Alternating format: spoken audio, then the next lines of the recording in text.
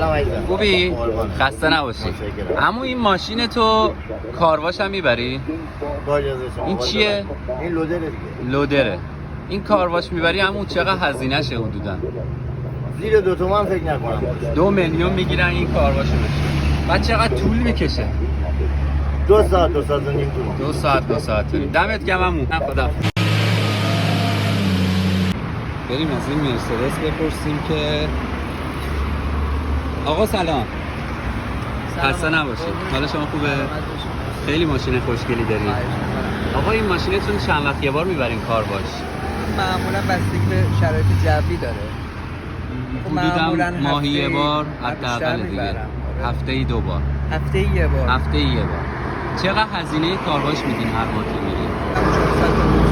حداقل داخل و بیرون. چقدر زمان میبره؟ یه ساعت. یه ساعت. اینا رو هم مثلا ستونا و سقف‌ها رو بخوام وی آی پی براتون تمیز کنم به نظرتون چقدر بگیرن خوبه؟ یه ماشین به صورت وی آی پی در حد صفرشویی چقدر؟ کنم 5 6 تومن دقیق نمیدونم. حتما به نظرت کارواش چقدر هزینه شه؟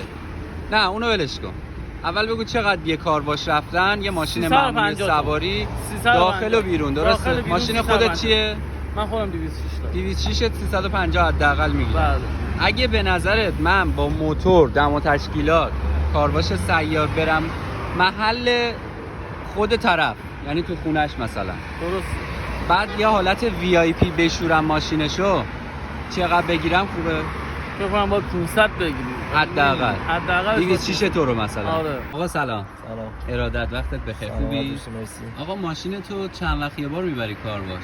من هر 2 هفته یه بار میبرم. تقریبا ماهی یه بار رو میبری. آره ماهی یه بار 2 هفته یه بار. خب بسلام. بعد این داخل و بیرون و کارواش چقدر ازت میگیره؟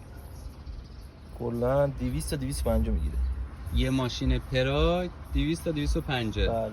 حالا به نظرت اگه یه حالت وی آی پی کارواش سیار بیاد تو منزل این کارو برات انجام بده بعد داخل و خیلی بهتر از کارواش معمولی بشوره جرمگیری کنه داشبورد و تقریبا صفرشویی وی آی پی باشه چقدر بگیره خوبه؟ باید با هزینه و رفت و برگشت حساب کنید دیگه. آره. چقدر میشه؟ یه چیزی مثلا بگو به نظرت چقدر برای اون طرف میصرفه؟ تا 500 فکر کنم به صرف خوبه. برای پراید. آره. دمت گرم. قربونت. خیلی آقایی. چکر.